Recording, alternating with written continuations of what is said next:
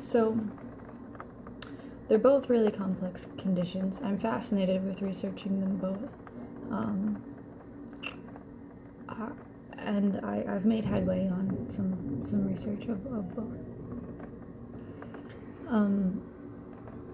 I identify mainly as a journalist, although I'm not really published much anywhere, and no one really sees my content. But I spend most of my life writing, and I want to cover this topic more in my essays.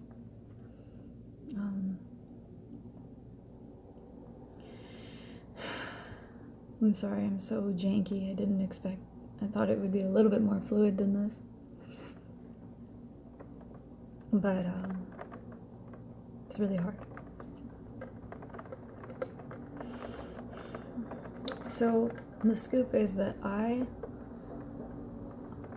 able to live largely symptom-free, if not completely symptom-free. But that is when I keep other stresses like non-existent in my life. And in cases of stress, my symptoms will start to come back. So most people would say that that's really impossible, that I could live a stress-free life, but I have to work really hard to live optimally. I'm sort of trading lifestyle for medication. So the diligence that people put into consistently take their medication is the diligence that I'm putting into creating a lifestyle that allows me to live symptom-free.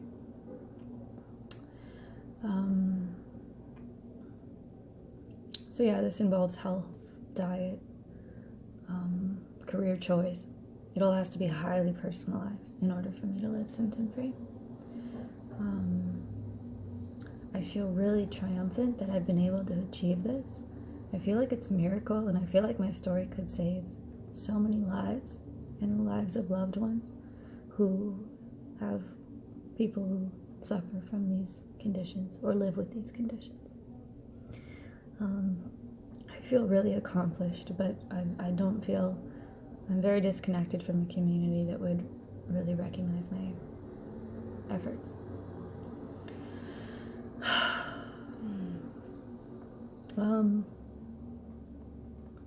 Yeah, I mean, there's really so much I could say. I'm gonna go on for a little bit longer.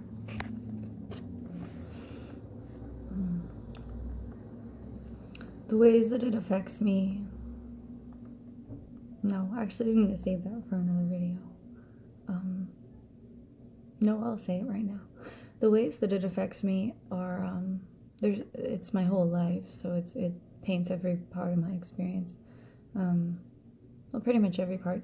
I think I've come up with the number. I'm like 45% neurotypical, but the rest of me, so the majority of me isn't. The ways that it affects me, I'm highly sensitive. I think that would be the number one way that it affects me. I have really specialized intelligence, meaning I can seem really dysfunctional or defunct in some areas that people would call like common sense areas. But I have reserves of really highly functioning knowledge in other areas. I'm multidisciplinary, with writing being the number one thing close to my heart and core, and then several other talents and disciplines that are taking shape that I've always kind of had, but now in my life they're starting to get some traction. Writing is my main way of stimming, which is a thing that autistic people do. There's so many different forms of it. but it's sort of like it's a physical stimulation that they do in order to process their surroundings more effectively. There's a lot of input going on as an autistic person, and we need to find a way to regulate that with our output, and stimming helps us do that. When I found out that my writing was stimming, I was just completely stunned, because I had just thought that I had like an extremely huge passion with it, and now I don't know if it's just some empty robotic movement that I must do in order to process my surroundings, but it's a bit of both, I've decided.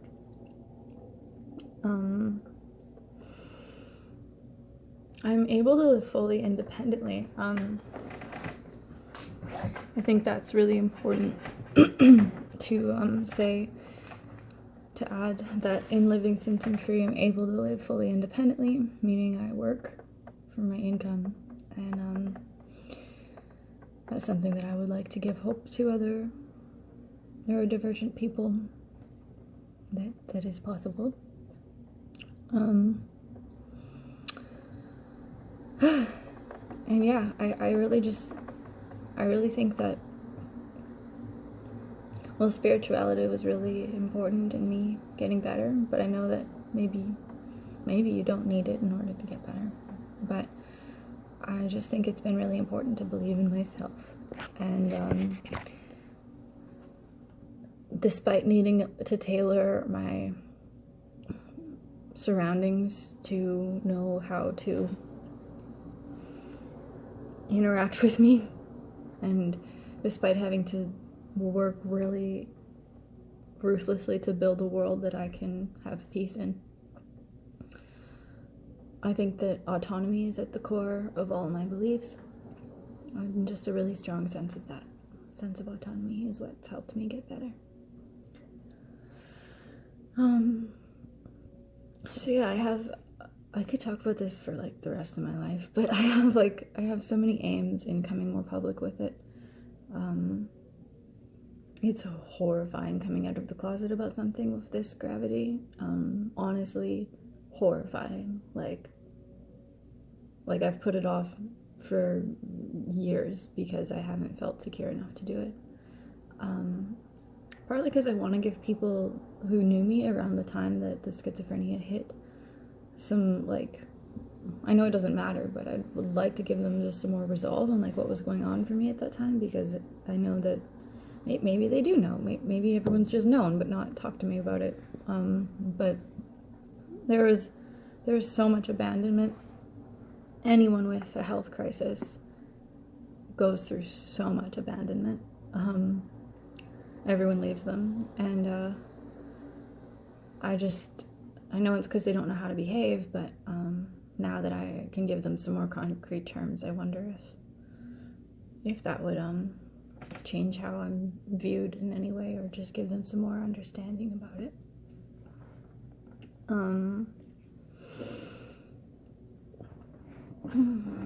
I want to show people that it's not really an illness, but just another way of being, and that it has enormous benefits in our communities and societies to listen to neurodivergent people and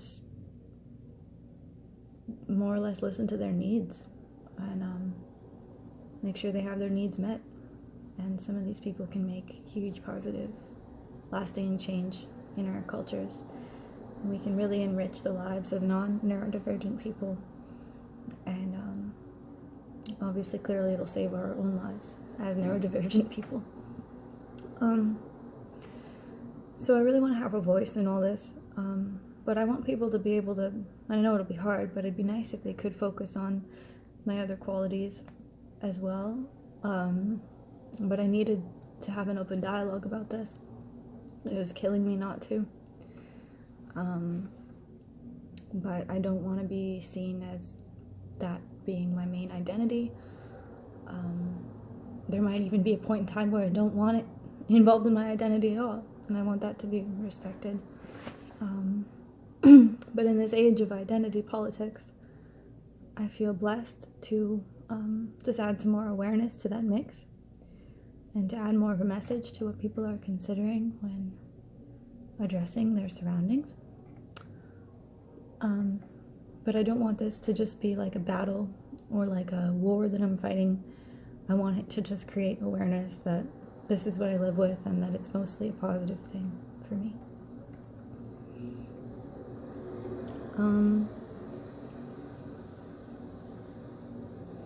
Yeah, I mean, I guess I might end it now.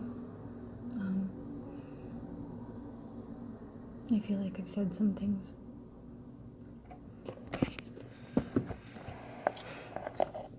Thanks for watching. Please feel free to talk to me. Oh no, I'm not gonna stop it now. So I am sober now. I haven't been smoking tobacco or cannabis or had any drug use or drinking alcohol or medications for a number of years now. So it feels like long-term sobriety. I had 0 relapses when I quit, and I feel very fortunate for that, because for a long time before that I suffered with addiction so much. Definitely never thought I would live or quit, but it's been years clean now, so I think that was really prominent in my recovery. The aspect of family is fairly important. So at the time of my climax of symptoms, my family was going through a ton of tragedy. In the span of just a few months, my little brother passed away tragically. My family home that I lived in since I was born, that my parents still lived in at the time, burnt to the ground. They were going through a separation from adultery on my dad's side after being married for 30 years, and both of my dogs had really gruesome deaths. All that happened in a span of a couple months. And then I came home right after that and got hospitalized. And it all just happened really quick.